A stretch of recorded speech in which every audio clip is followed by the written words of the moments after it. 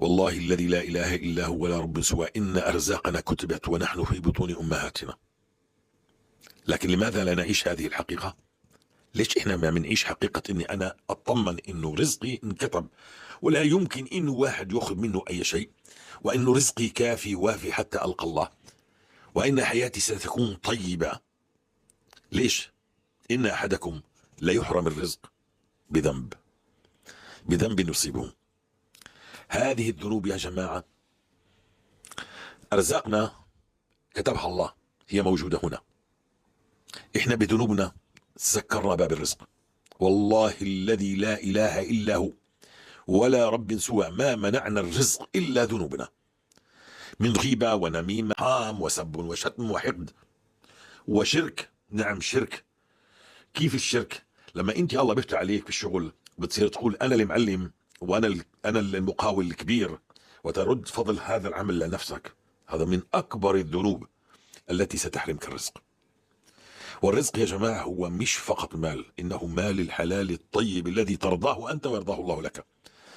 الرزق هو ليس الولد، هو الولد الصالح الذي هو كأنه قرة عين مش طخيخ.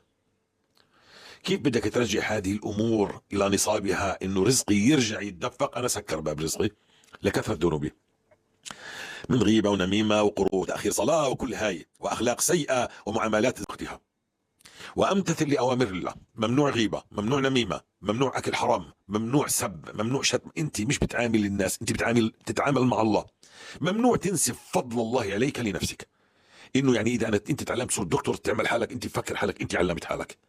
لازم تقول هذا من فضل ربي يقينا مش كلاما.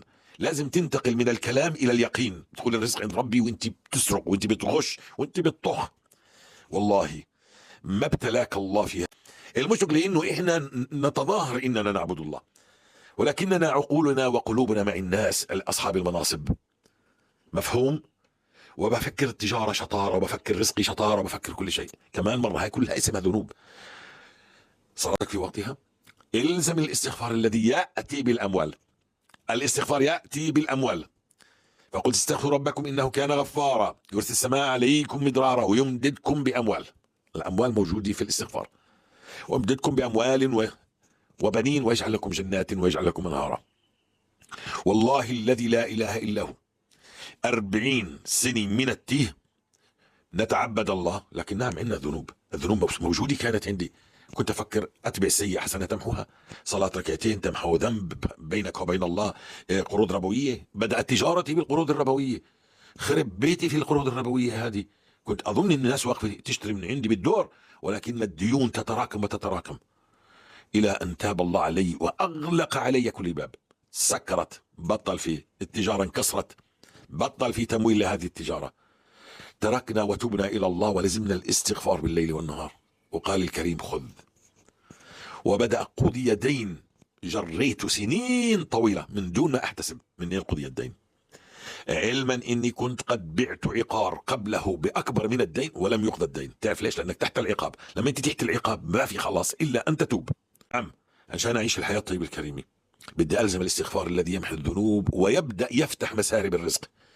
أموال تأتيك من كل مكان، شغل غير شكل، حياة أطيب، شغل أهون، أرزاق أكثر، بركات أكثر. بهذا والله أقسم بالذي رفع السماء بلا عمد إن مع الاستغفار حياة تختلف 1,000,000% عن التي تعيشها. ولئن لزمنا الاستغفار جماعة والله سترى العجب من فضل الله علينا. الموضوع مش انك تلزم الاستغفار فقط، انك تترك الذنب وتعرف شو سبب التعطيل الذي موجود وليش انت بتلهث وراء المال. لأن الله زرع حب المال في صدرك من كثر ذنوبك، فبدأت تلهث. من كان همه الدنيا جعل الله فقره بين عينيه وشتت الله عليه أمره، وكانت الأرض تحته هوية بتلعب تحتيه على الأرض مش ثابت. لكن لتاب إلى الله وكان همه الله، من كان همه الآخرة جعل الله غناه في صدره. بطل يفكر لا بدي $1,000,000. هذا التفكير الزائف. أين أصحاب اللوتو التي ربحت ملايين ومليارات؟ وين راحوا؟ وين ملايينهن؟ وين ملايينهن؟ تبخرت، كله حرام. بس لو انك تعرف انك انت محروم من الرزق، والرزق هو يوم طوب، يوم جميل، يوم حياة طيبة فيه، يوم هيك هني، ولد هني، زوجة هني، مال هني، رحلة طيبة، اشي تتمتع فيه. هذا الرزق. الرزق مش معي $1,000,000 خايف عليه يطخوني. الرزق مش معي، انا عندي اولاد 10 اولاد كلهن بخاف منهن، لا بيحترموني ولا بقدروني، مسودين وجهي في البلد. مش هذا الرزق. ان احدكم لا يحرم الرزق، مش لا يحرم شيء يعني انا احرم الولد طخيخ، لا، انت تحرم ولد طيب حنون بخاف عليك، قرة عين، او زوجة قرة عين، او اي شيء. اترك ذنوبك، اترك ذنوبك، ابعد عن الغيبة والنميمة. ان احدكم لا يحرم الرزق بذنب واحد، ذنب. بدك تعرف كيف انه الغيبة والنميمة؟ ان احدكم لا يتكلم الكلمة، كلمة واحدة لا يلقي لها بال، مش منتبه لها اخرى، تهوي به في جهنم 70 خريف، او تهوي به في جهنم من سخط الله. اذا انا محروم الرزق بذنوبي. وين الرزق؟ مين اللي عطى رزقي؟ مش اذا واحد فتح دكاني بجنب دكاني، لا، اللي عطى رزقي كلامي، لساني. فهذا اللسان يا اما يسعدني يا اما يفقرني. فاذا كان في الغيبة والنميمة فقر مطلع والله، واذا كان في رضا الله بالاستغفار، لانه فقلت استغفر ربكم انه كان غفارا يرسل السماء عليكم مدرارا ويمددكم باموال وبنين ويجعل لكم جنات ويجعل لكم انهارا. والذكر ذكر الله كله طبعا، لكن الاستغفار فيه ما فيه. ونستغفر ربكم ثم توبوا اليه يمتعكم متاعا حسنا الى اجل مسمى ويؤتي كل ذي فضل فضله. الناس اللي بتقول بستغفر، الرسول صلى الله عليه وسلم قال من لزم الاستغفار بيستغفر مرتين وثلاثه، بقول لك انا بستغفر. انت بتستغفرش ولا شيء، انت بتذنب 100,000 ذنب باليوم، تستغفر مرتين. من لزم الاستغفار يعني كل الوقت على استغفار، على ذكر، استغفر الله استغفر الله استغفر الله استغفر الله. انت كل يوم مستغفر بالالاف. بتعرف تعيشها هاي؟ سعادتك بين يديك. شايف المرض؟ اقسم بالله سيرفعه الاستغفار. شايف الهم؟ والله سيزيله الاستغفار. شايف الديون؟ وهذه لو كانت بالملايين والله سيقضي الله عنك هذا الدين. على قدر تصديقك لوعود الله بالاستغفار، افتح كتاب الله وافتح احاديث رسول الله واقرا عن الاستغفار. خلي اكتب بجوجل الايات اللي تتكلم عن الاستغفار. لو انكم لولا تستغفرون الله لعلكم ترحمون. اذا بستغفر بيرحمني الله. طيب اذا برحمني الله شو بصير؟ بضلني معذب، بضلني خايف على اولادي، بضلني ممكن اتشرد. لو ان صاعقة نزلت من السماء ما كانت لتصيب مستغفر. يا جماعة المستغفر مستثنى من كل العباد، وما كان الله معذبهم وهم يستغفرون. هاي الآية بتخص فقط المستغفر، لا تخص حافظ كتاب الله ولا قارئ سورة البقرة ولا المصلي على رسول الله ولا الصائم ولا القائم ولا وما كان الله معذبهم يستغفرون. والرسول صلى الله عليه وسلم شو قال لك؟ من لزم الاستغفار جعل الله من كل هم. في هموم بتعرفهاش. انت بتعرف انه ابنك بده ينطخ؟ بتعرفش؟ هذا هم انت بتعرفوش، فسيكفيك الله هذا الهم. انت بتعرف انه ممكن حادث يخلص على عيلتك كلها تصير مشلولة؟ انت بتعرفش؟ الاستغفار سيمنع هذا الحادث. الاستغفار سيكون بردا وسلاما على صاحب هذا المستغفر. اي مصيبة كتبها الله جاي عليه بالطريق ستكون بردا وسلاما على هذا المستغفر. وما كان الله معذبهم يستغفرون. حاشا لله ان يعذب الله مستغفر، لكن مستغفر مش استغفر. مش انا بستغفر، هذا الكلام كبه بزبالة. انك انت بتستغفر وفكر حالك مستغفر، بتستغفر باليومين 3 مرات. بدك تلزم الاستغفار. اللهم إني بلغت إن ذنوبنا حبست أرزاقنا، وفوق هذا حاربتنا بأنك فتحت نفوسنا على إني بدي سيارات وبدي عقارات وبدي أموال، وشايف الناس عمال تشتري وهكذا وأنا مش قادر. يعني من باب الحسرة الله بيحصرنا على هذا الأمر.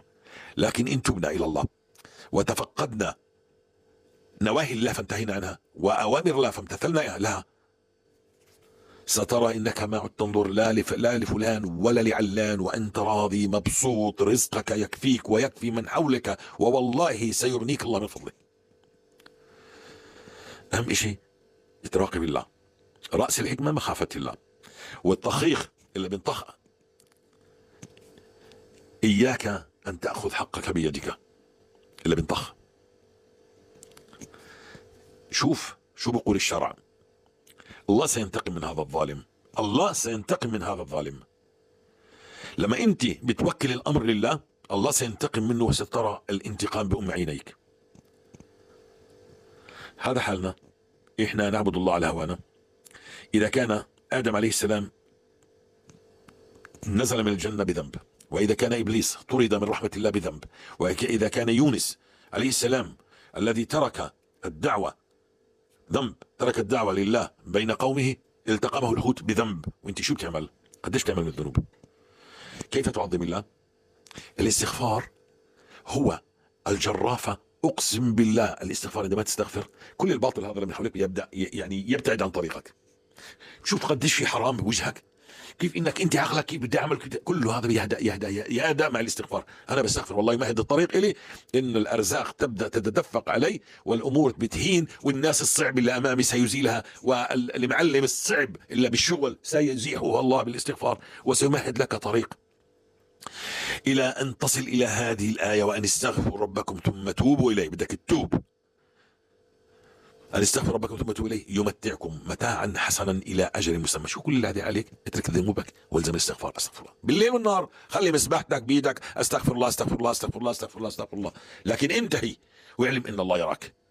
اعلم ان الله يراك، مش انا بدي اشوفك، مش خايف مني انا جيرانك واللي حواليك. الله لما يعظم الله قدره في قلبك يعظم عطاء الله اليك. اللهم اني بلغت، اللهم فاشهد انه احنا اذا تبنا وجعلنا أوامرك فوق أوامر الناس نمتثل لها، ونواهيك ننتهي عنها. الانتهاء عن نهي واحد. تذكر أخي الكريم، إني أنتهي عن الغيبة والنميمة، أو أنتهي عن الإباحيات، أو أنتهي عن قرض ربوي، أهم مليون مرة من إنك أنت تحفظ كتاب الله، وأهم مليون مرة من إنك أنت تظلك على النوافل بالليل والنهار. لن يعاقبني الله إذا ما حفظت كتاب الله، لكني إذا اقترفت الذنب من النواهي سيعذبني الله فيه. وصلت؟ انتبه، لا تأخذ بكلام اتبع السيئة حسنة تمحوها وأنت مصر على هذه السيئة. لازم تنتهي، تقع من هون ذنب ومن هناك ذنب، لا تشبه الذنوب بعضها البعض. نعم اتبع السيئة حسنة، لكن أنت مغموس في الغيبة والنميمة ومستمر وتتبع السيئة حسنة، اعلم إن والله إن حقوق العباد لا تسقط. هذه الغيبة والنميمة بحديث المفلس لا تسقط. والرسول صلى الله عليه وسلم اسمع على الأخلاق، اسمع عن الأخلاق. يا رسول الله إن فلانة تصوم النهار وتقوم الليل لكنها تؤذي جيرانها في لسانها، قال لا خير فيها فهي في النار. عندك حديث المفلس الذي صلى وصام وحج، اللي بتحكوا عنهم بتقولوا عنهم بيصلوا بيصوموا لكن بيكذبوا بيعملوا كل شيء. نعم هذولا الله يعافينا منهم ان شاء الله. احنا هذا الرسالة تصل كمان للمصلين. الحديث المفلس الذي صلى وصام وحج وزكى وعمل من الخير الكثير لكنه سب هذا وشتم هذا واكل مال هذا وسفك دم هذا خلصت حسناته بالاخر فاكبه الله في النار. والذي خلى في محارم الله هذا المنافق الذي عامل حاله قدام الناس بيصلي وما شاء الله خير، ولكنه اذا خلى في محارم الله انتهكها من اباحيات وكلام وسمي ما تشاء، هذا جعل الله اعماله هباء منثورا. وهذا الشرك الخفي، يعني اني انسب فضل الاعمال لنفسي، اني انا اللي عملت حالي مقاول، بقول فلان والله هذا رجل، والله هذا جدع، عمل وساوى وشرى اراضي وباع. هذا هو الشرك، هذا عطاء من عند الله. فإما بتشكر عليه بتقول الحمد لله هذا من فضل ربي، وإما سيكون وبالا عليك يمحق لك كل حسناتك. رد الفضل إلى الله وكونوا شاكرين لله. اللهم إني بلغت، اللهم فاشهد إن الرزق انحبس بسبب ذنوبي، ولن تأخذ مني أنت ولا حبة حمص ولا حبة رز إذا كانت هي مكتوبة لي. عطلتها ذنوبي، فلما أنا ببدأ أستغفر وأترك الذنوب سأعيش الحياة الطيبة الكريمة، ما بحاجة إلى المال، المال سيكون كافي، أرزاق، حياة طيبة، وكاني في سويسرا وأقطع من سويسرا. اتقي أخاف الله. السلام عليكم ورحمة الله وبركاته. انشروا هذا الكلام، انشروا هذا الكلام، لأنه أكبر التحاسد والتباغض هو على الأرزاق، والأرزاق مكتوبة. ورزقكم في السماء وما توعدون وإنه لحق مثل ما أنكم تنطقون. لكن شو مشكلة؟ ذنوبنا عطلته. حكيت عليه كلمة وأنا مش سامع، الله سمع كتب عليك هذا الذنب، عطل عليك رزقك. رحت على البنك خط قرض، عطل عليك رزقك. انت لسه مبسوط يومين ثلاثة، بعدين تقلب الحياة. نعم أسحار وهموم وديون وطلاق وسمي ما تشاء من بغيضة وضغينة. اترك ذنوبك وشوف السعادة وشوف الأرزاق وشوف الخيرات. ما تخلط بين العبادة والذنوب، تخلطهنش مع بعض تقول وين حيصلنا 100 سنة بنصلي وفي شيء. نعم أنت تحت العقاب، لكن صلي وأنت تارك للذنب وشوف الأمور كيف تتغير. نعم اقرأ قرآن وانت تارك للذنوب والغيبة والنميمة والإباحيات والسقطات وقطيعة الأرحام، امتثل لأمر الله وشوف كيف بدك يأتي كل شيء أكله. الحسنة الواحدة فيها يوم جميل، فيها رزق طيب، فيها لقمة هنية. لكن انت بتعرف مش بتعملش قيمة لهذا الحسنة من كثر ذنوبك. بطلت تشوف انه في إلهام شيء، بطلت تعمل لله ولا شيء، لأنه ما فيش، مش شايف ثمار، لأنه ذنوبك بتحرق الثمار. وصلت؟ ابدأ انتهي، تفوتش على مجالس الغيبة والنميمة، اترك، الزم الاستغفار، اشغل نفسك استغفر الله. شوف كيف بأيام قليلة ستبدأ الأمور تتغير معك. اللهم إني بلغت، اللهم اشهد، بالآلاف بالعشرات الآلاف حتى بالاستغفار. الساعة بتاخذ معك 10,000 استغفار. شد حالك. السلام عليكم ورحمة الله وبركاته.